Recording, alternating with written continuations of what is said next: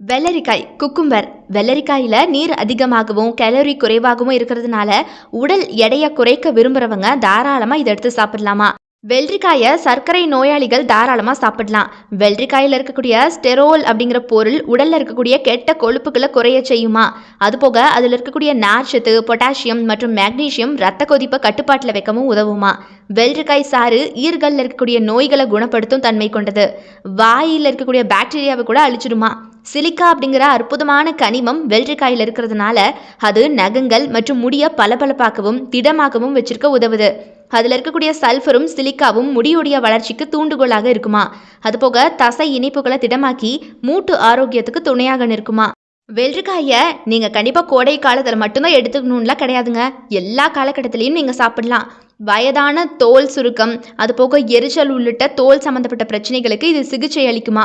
இந்த வெள்ளரிக்காயில 96% தண்ணீர் இருக்கு. இது உங்களுடைய வறண்ட சருமத்தை ஹைட்ரேட் செய்யவும் உதவுது.